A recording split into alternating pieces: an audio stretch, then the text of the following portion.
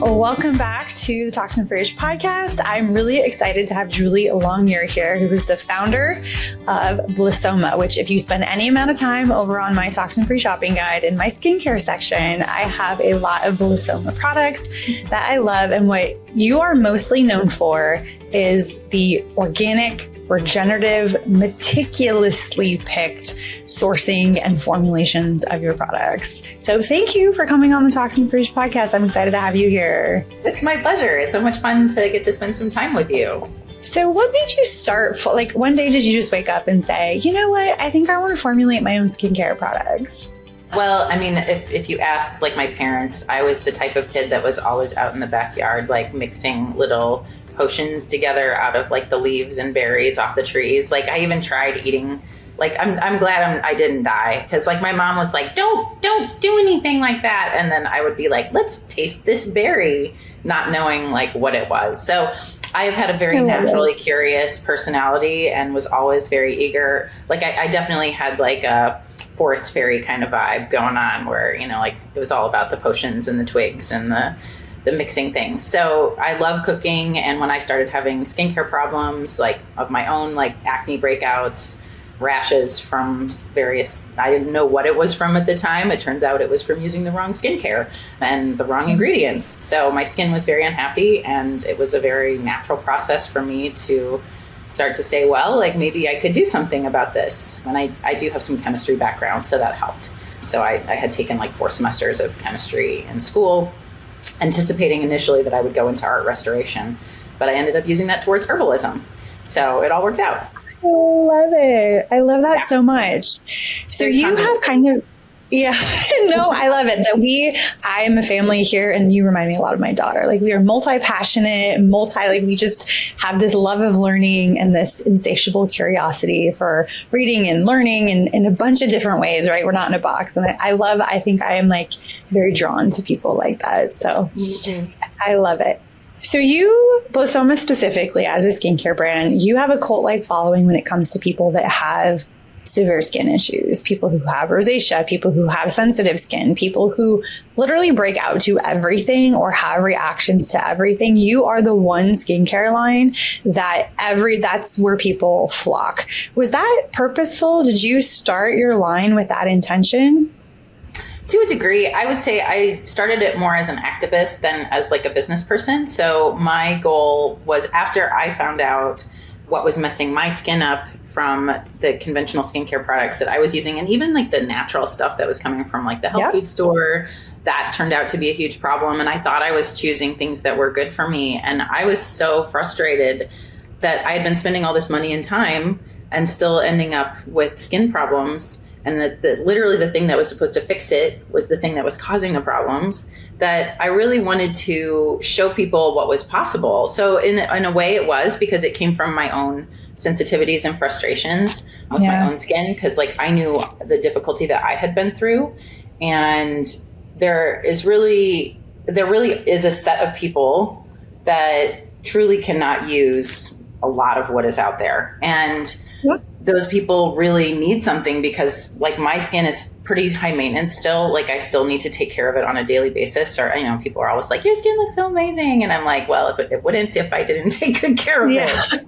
Even right now, like at 47, like I have like a pre-period kind of cycle. I had a hysterectomy, so I don't have like a period anymore, but my cycle is still active. Your hormone, Yeah, I get like breakouts still, even like I own a skincare line, like things are just not perfect, right? But I really wanted to make sure that people had options, and that, because I know what it means to me to be able to live at peace with my skin. Because when my skin was disrupted, what I wanted most was the ability to just go through my day without thinking about my skin a million times. Like, oh, it's uncomfortable, or, oh, like, is somebody looking at this breakout? You just can't live your best life. You can't be confident. It's very difficult to be confident when your thoughts are preoccupied with like the comfort and how your skin appears to others and how it appears to you. Like every time you look at yourself in the mirror, like if your skin is disrupted, usually it impacts people's moods. And there's a strong correlation between like depression and anxiety and conditions like rosacea, because people really suffer internally, emotionally from this as well as physically. So I really get a lot of joy out of making that go away for people, because I do think there's plenty of the beauty industry that's like catering to people that just want to like look and smell nice, and that's fine, and people can do that. But a lot of those products are literally what's causing problems for people like me. Yeah. And so where do you go when you truly have a skin disruption and like dermatologist options were not solving my problem? No, and oftentimes we'll create a whole new set of problems that make it worse to begin. Like, the rebound effect from some of those meds and creams and topicals that I see from people is horrific. Yeah, I'm very much like an all the tools in the toolbox kind of person, but you have to be very specific about when you use each tool. So there are situations when, like, say, a steroid might be useful for somebody who's having like a severe flare of something, but you want to use it for like as little time as possible and to get the hell off of it. And unfortunately, they've become like, things like that have become like a just give it to everybody type of just solution. Normal, like candy. And that's not where things should be. So I try not to demonize options that are out there, because there are legitimate reasons for basically most of the options that exist. But I do think that we need more sustainable solutions that don't have the risk of side effects, and that also encourage our skin to be more resilient and independent and self-sufficient. And so that's the goal. Like, yes, like I still use my skincare every single day, but it's because it allows my skin to function as itself. Like, I'm basically just trying to support my skin in being its best self versus trying to like hit it with a hammer and change it, like force it to do. I love that. Yeah. Yeah, no, I love that so much. And you're right about, I think human nature is to just take everything to the extreme. There's a company, and I won't name them, but they have this like viral Korean, 100% natural, $200 bottle of whatever. Mm-hmm. And it gets sent to me all the time. And people are like, well, what do you think about this? Is this clean? And I always say that's the wrong question. Yeah. Like there's like 100 plus botanicals in that product. Like that's insane. Yeah. And while there is a portion of the population that right now it's fine for them, eventually they will become sensitized to it. Eventually they will have a reaction to it like that. There's no reason for that. Like that is crazy. So you're asking the wrong question. Yeah. And so I do love that you are so careful and meticulous in your ingredients. And I am a massive supporter of regenerative agriculture, regenerative farming. And I think I read one time, maybe it was on your website or something that you wrote, where, people want things that are certified organic. They want to know your sourcing is organic, but really what's better is regenerative. Mm-hmm. And so I talk a lot about that, and you share that same philosophy. So when you're choosing sourcing of your products, do you sometimes like choose the small regenerative high quality farm over, let's say, like a bigger source of something that is maybe certified organic? Yes. I mean, so, and those choices are all made with a lot of thought, but my goal is to send as much money directly to farmers as possible. And there really is a difference. Like if you get, say, like a pound of dried herb from like a big certified organic distributor versus a pound of dried herb directly from somebody that dried it themselves, the freshness is better. Like the color, even though it's dried, right? They're both dried, but one will look like a lot more dead than the other. And so lack of pesticide residue is only one of the things that we should be thinking about in terms of, and this is optimally, like obviously we all have to get through our day and like, but this is my job. So that's why, because like I'm also very much a fan of like your very sensible approach to things. And I think that lots of times people do have to make just the best choice that they can in that given moment. And I'm always for like never beating yourself up about, when you have to make a choice that maybe isn't your perfect version of whatever you would like. But it's my job to kind of do that work on behalf of people so that I can offer them an option where that effort has been put in. And so for people that do want that, that's my role, is to do that work for you and to like look at the farmers and talk to them and try and find the best sourcing we can. We're not at like 100% farm direct sourcing, but I really love connecting with the people that are producing the botanicals, in the US and beyond. Like we have suppliers that are both in Oregon and Illinois, and then also suppliers that are all the way over in Vanuatu. And so like, when there's a volcanic eruption, I send them an email and check in on them and like, how's the farm? How are people? And then I love that you have that direct connection to the people that are actually in the fields. And I often tell people that many times when companies are supplying raw materials and they're buying in bulk and they're buying from brokers and they have no idea where it came from, how many times it exchanged hands, they have no idea what it was mixed with. They just have no idea. And that is the majority of the pipeline of sourcing of raw materials that comes into skincare companies. So whenever I find people like you, companies who genuinely have relationships with the people that are growing your, raw source material, whether it's botanicals or, whatever it is you're getting, I always want to support you. And I love that you said like, it's your job, because I feel like the burden for clean, high nutrient, regenerative, like all of these things that are so good for us, the burden has been put on the consumer to figure it out. And that is so unfair to the average person who is busy as what. Moms are running around. We're all trying to do the best we can. We're all trying to save a buck. We're all trying to like just do the best that we can. And so I also say that a lot. Like, this is my job. My job is to do all of that hard work for you so that you can just breathe and just be a normal person. And so I love that perspective. Yeah. I mean, that's in some ways it's the fun part of my job too. Like I love learning, what's making these plants. That's the science part of my brain too, is like, I love learning what's making them nutritious. How do we get the most out of that?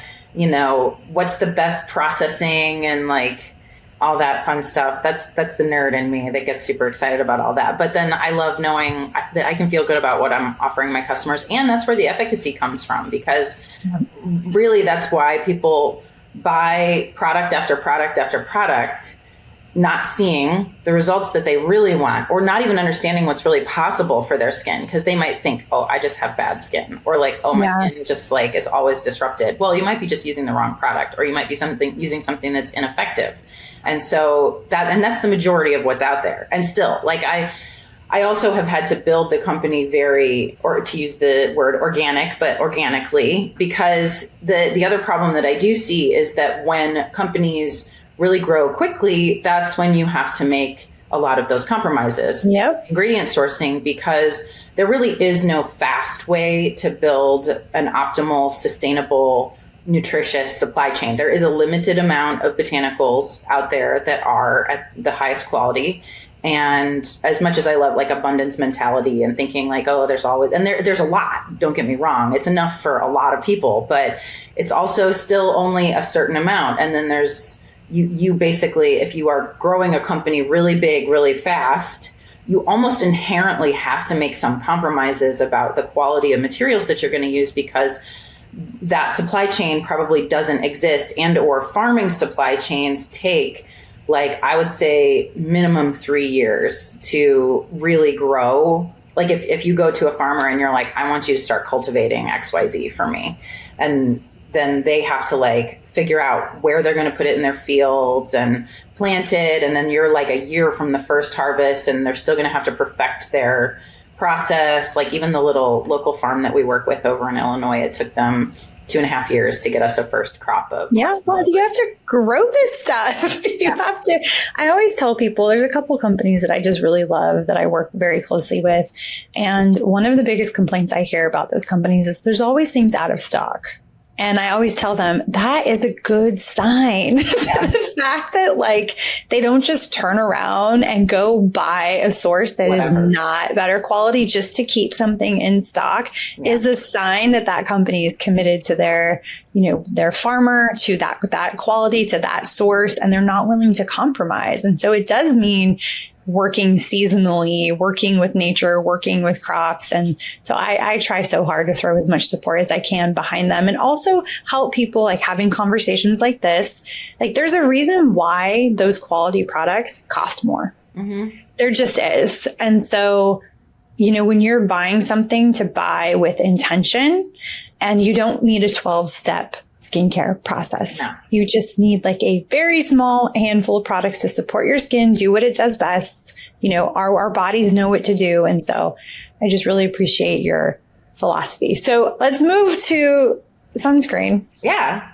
Because you kind of did something so I work with a lot of brands. I help them formulate. I help them behind the scenes on like their labeling. One of my biggest goals is to help people move to preservatives that are safer, but also really effective, because I have seen, to your point about moving the right direction, but going too extreme, I've seen a lot of companies formulate with quote unquote supernatural preservatives that I know are not effective. And so the formulation piece is just fascinating. But I will tell you that the majority of skincare companies, even the best ones that formulate all their skincare products in-house, they won't do that for sunscreen. Yeah. They won't formulate their own sunscreen, because that is a whole different level of approvals, and like the FDA gets involved. Now you've got drug facts, like there's all of that. But you formulated your own sunscreen. Can we talk about that? That is true. Yes. And it was definitely a long and slightly torturous process at times. Yes, I bet. Yeah. There was like a period of time where essentially most evenings and then weekends I was up at the studio, because like I can only do test batches when the rest of the staff is out of the way.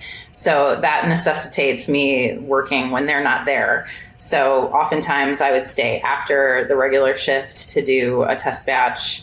And then, maybe I would go in on Saturday and try to knock out like 2 versions at least, because every batch takes like 3 to 4 hours. Because then you have to do everything completely from scratch every single time. Clean dishes, because especially if you change the ingredients, like you got to wash everything. You got to start all your emulsions over again. So it's a long process, and you got to decide like, what are you doing differently this time? Like, what's the problem that I had on this batch? And I'm just thinking of the record keeping required for that, because you probably had to meticulously keep track of like every single formulation and then what you changed. Yes, there's a whole spreadsheet system that I have where like every version, and that's the way I've always worked. So that's nothing new in terms of like, that's how I document all of our previous tweaks to other recipes, is like I just have a spreadsheet with a lot of different pages to it.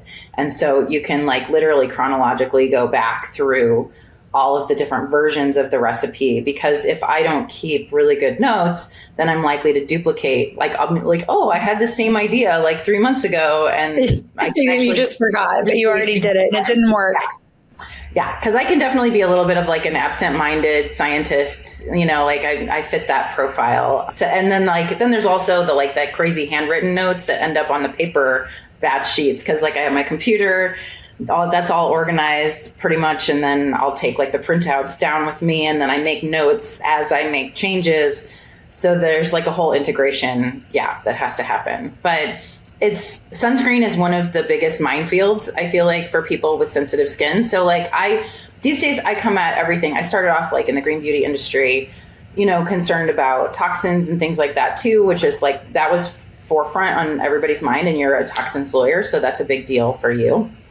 I kind of come at things more from like, I'm thinking about toxicity, but I'm also primarily thinking about skin irritation and like how the skin is actually going to like it. Because again, kind of like organic is just one step on the way to regenerative. Toxin free is just one step on the way to effective. And also like, skin innate, like so that you're actually providing things that the skin knows what to do with. And sunscreen especially is a real problem for people with sensitivities. So even say there's no concerns about like UV filters that are chemical based, like, right. Even if you're a person that's like, yay, I think they're fine. We don't even have to debate all that fun stuff. But like, there are plenty of people that are like, this is fine, I'm going to use this. So great. If it's fine and you're going to use it, wonderful. But there are plenty of people that their skin will literally freak out if they put a chemical UV filter on it. I am one of those people. And then there's also additives and other things hidden in a lot of sunscreens that can also cause get immediate melasma. Immediate. Yeah. Anytime I have ever worn, and this is like pre me knowing better. So we're talking a long time ago. And I grew up in Arizona where we used to put like baby oil on our bodies and lay out. That's a whole other story for another time. But when I started getting serious about SPF, I didn't know anything. I wasn't who I am now. And so I would use chemical sunscreens because you just go to the store and you buy what's available. Melasma. Immediate, like literally the next day I would wake up and wash my face and be like, why do I have these like splotches of brown all over my face? Like immediate. Yeah.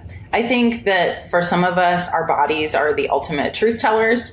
There are people whose bodies are maybe resilient enough to overcome some of the effects of the compounds that they're putting on themselves. And so they may think like, oh, it's no big deal.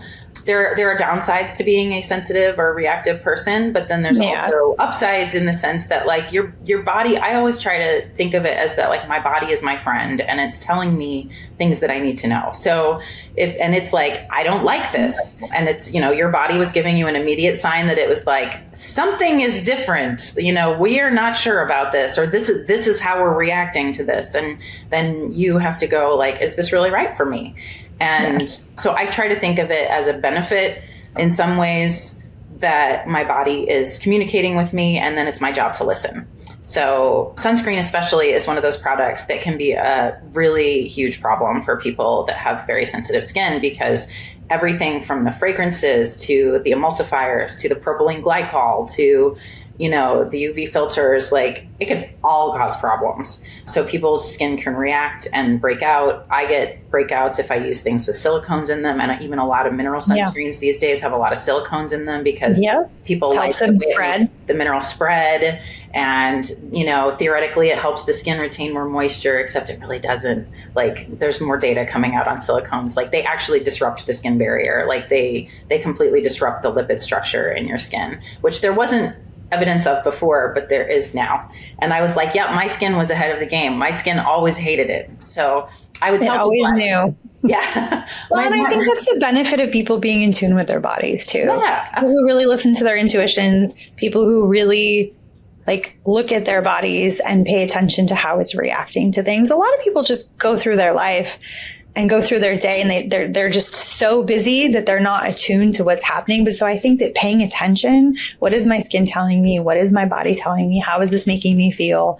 Those things are things that we can slow down our life and pay attention to. Yes, absolutely. I think it's one of the most valuable things that you can do, because you will get critical information about how you can best live your best life, basically, if you are listening, because illness is the ultimate result. Like I just happen, if you don't listen to the warning signs or you don't pay attention to what it's informing you of, whether it's like a nutrient deficiency or you're just under too much stress or whatever, like learning how to live in your body is one of the greatest life lessons.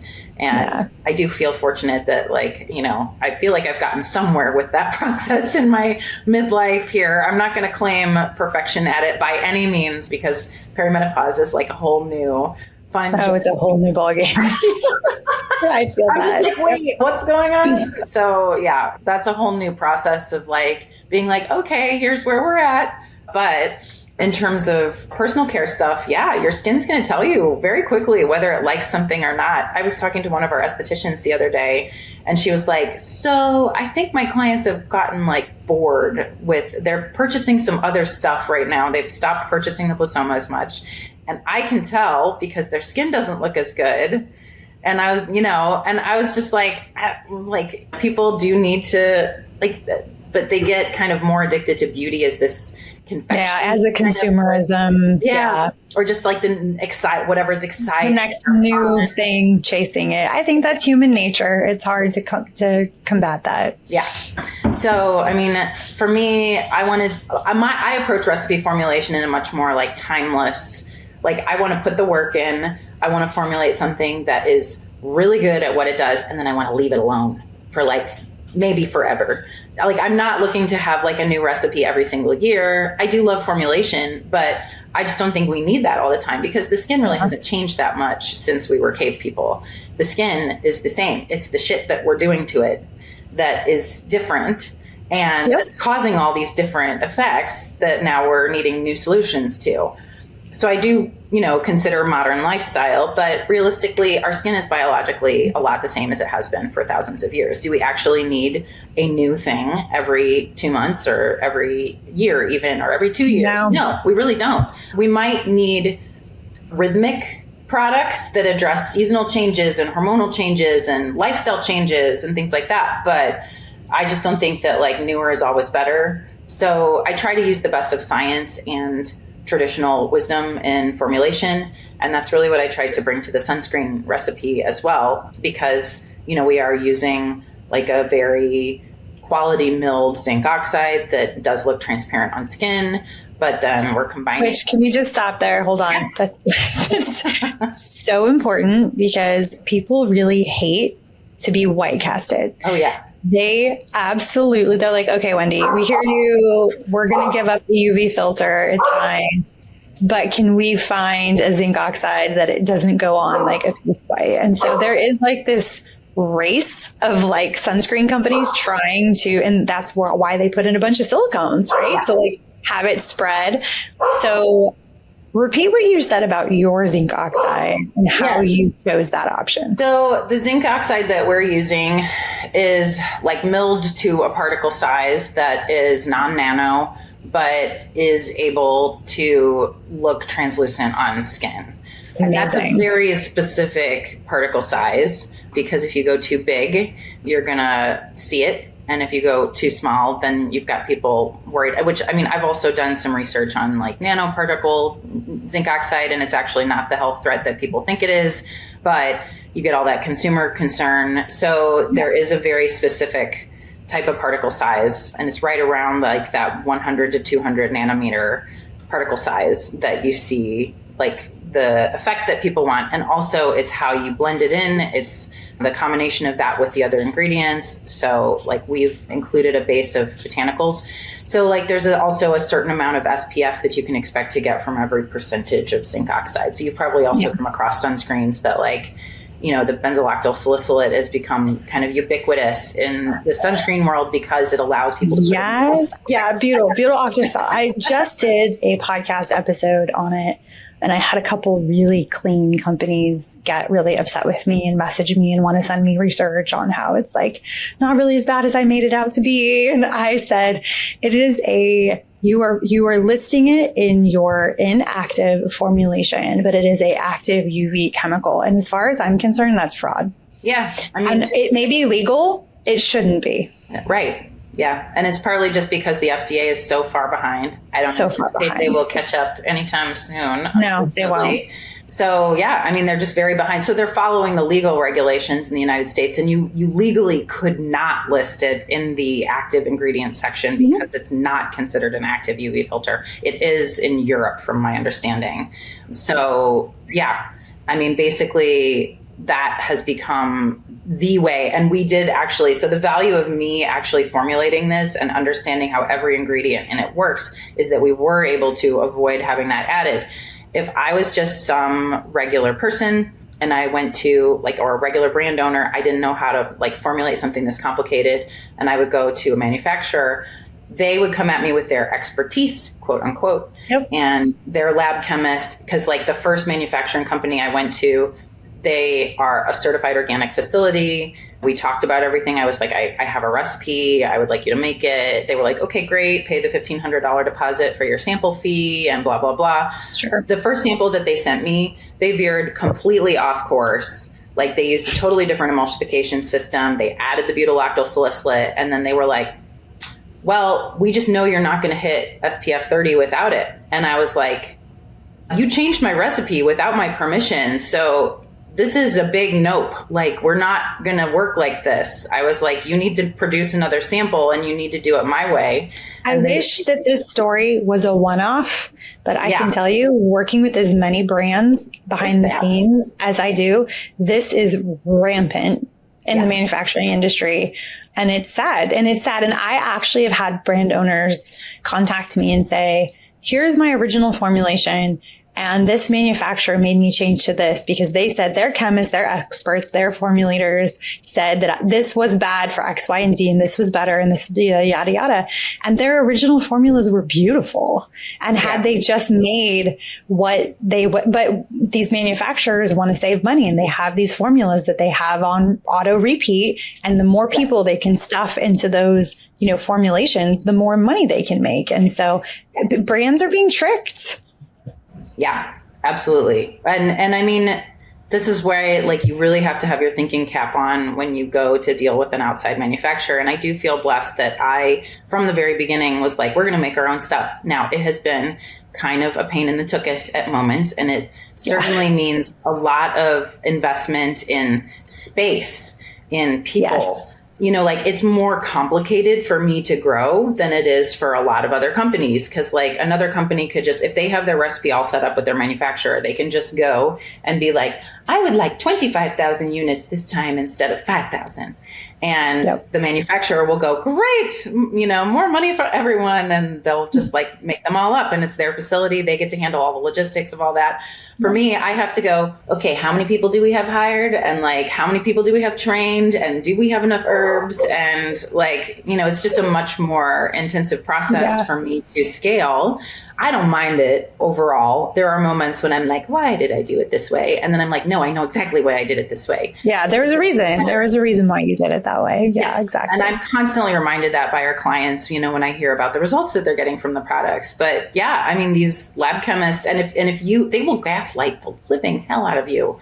In our final conversation, he was trying to tell me why the formulation he didn't think was going to work. And he was describing that he thought it had 40% oil in it. And I took a look I was like, sir, what do you think is water and oil in this formulation? Because there's not 40% oil in this formulation. And so the fact that a sales rep at an FDA related, they produce drug products, they produce lots of skincare every year, could not tell the difference between looking at my formulation. They had made samples already. He did not know what was oil and what was water. I was like, this is such a basic it's basic piece of knowledge that I was like, you have a terrifying level of incompetence going on. And these folks were absolutely trying to convince me that I could not hit my SPF without the butyl octyl salicylate. And I had already been producing test batches for a long time. I had sent those out for initial screenings because I have a connection to a Sunscreen testing lab that will do just a single person if we want them to. So the real testing involves doing a group of 10 people. It is pretty expensive. You would not want to do that unless you're really ready. And if you had a final. Yeah. Right. Yeah. So, but I use I'll do a group of 1 to 3 people once I'm pretty sure I'm getting what I want, or as an initial screening to say, hey, where is this at? And then the other benefit is that when you're using a base of botanicals and really good quality oils to support the skin, that works in conjunction with the zinc oxide to really support the skin's resilience, and you just get a better result overall. And a lot of sunscreens really are a very neutral base with then just the UV filter added in. And for chemical sunscreens, that's for a good reason. And that's because the chemical filters really do interact with a lot of stuff. So it's very complicated formulating a chemically based sunscreen.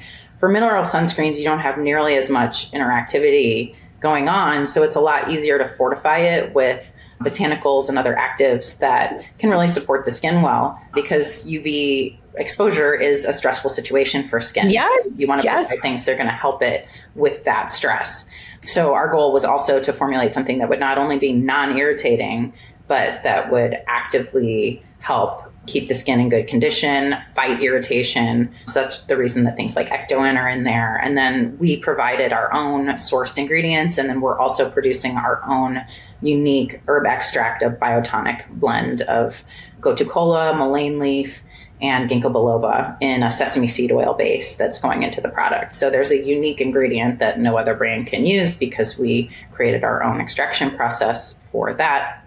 So there's just a whole lot of levels of labor and intention that went into the recipe that, I mean, and not every brand is in a position to do, we are extremely lucky. That we were at the stage of our business that we were at, because it is very expensive to release a sunscreen. And so I was able to go and get a line of credit with a local bank based on our inventory and things like that. So that then we spent a lot of money getting this made because it's worth it. Like, that's the thing. Is like the ingredients are amazing. It's called Photonic. You sent me one. I love it. I've been wearing it on my face out on the lake. It goes on so nice. And the first thing that I noticed was it wasn't like the same, like that zinky feeling where it's like that stiff feeling when it goes onto your face. Mm-hmm. It's the first time I've ever tried a sunscreen that doesn't give me that feeling on my skin. I worked really hard on getting it. Yeah. And I love it because you kind of solved like the biggest complaint that people have. They want the mineral zinc oxide. They just don't like how it feels on their skin or how it like doesn't blend in. It's also really hard to get off. Yeah. I've totally had to get on clothes and had to like specifically those areas of clothes. There's even like, we were doing keyword searches, and there's like people search a lot for how to get sunscreen out of clothes. And yes, there was a search result that was like, how do I get it out of my car? So I guess somebody had like a big spill in their car, and that's got searched more times than you might think. Because probably like the heat, I bet something exploded. But anyway, yes, like zinc can be a definite beast. It's the most effective UV filter overall for both UVA and UVB. It's like healthy for your skin. There's really no complications. Like you're going to get safe for reefs, oceans. Yeah, it's the safest, most effective. It's what I use. Mm-hmm.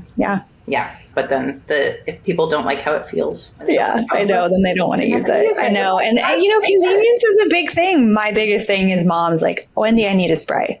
And I'm like, nope, doesn't exist. Yeah, no. I mean, so there you go. There's your next project, Julie, if you can create. Aerosolizing minerals is just like a really bad idea. Overall. It is a really bad idea. Yeah. And you don't have to aerosolize them. I have seen a couple companies that are just literally making like a spritz. Pump spray, yeah. Like a pump spray, but they're making it, it's not that thick. Like they're just trying to make it more liquidy, which again, with the zinc oxide is a very hard thing to do.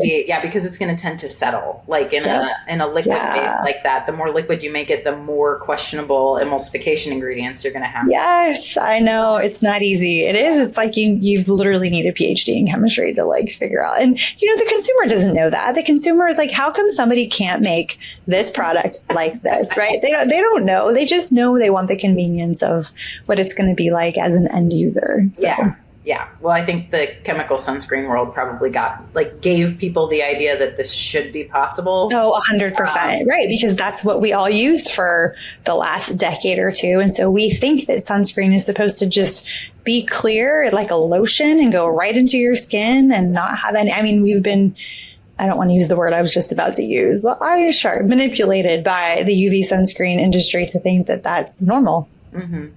Yeah. So, yeah. Well, Julie, this has been fun.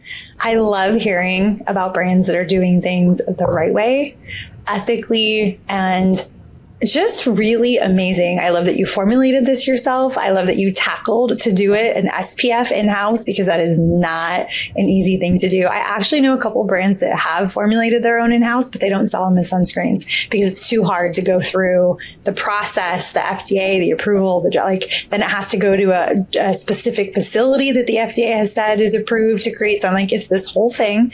So you did the hard work. You did the hard work for everyone and you created something that I just know, especially people with sensitive skin. Really, I think everyone would love it. It's just an incredible formula. But if you have sensitive skin and sunscreen, your skin does not like it, I highly, highly, highly recommend you guys go into the show notes and click the link that I got down there and go try the Blissoma Photonic because it's really great. I'm so glad that you think so. And we definitely hope that it reaches lots more people because we want, I'm a pale person. I know I need sunscreen and there's plenty of other people out there that want to have safe sun exposure and a little is fine, but a lot is a problem. And so we want to help you make that a good experience for your skin and body and in all kinds of ways. So, no irritation and getting your rays in a good, healthy way. Yeah. Let's get it into everybody's hands. Okay, so the next time you create something amazing, you're going to come back and we're going to talk about it, right? That would be great. Yeah, I would love that. All right, Julie, have a great rest of your day. Take care. Thank you so much. I appreciate it. Thanks for having me on.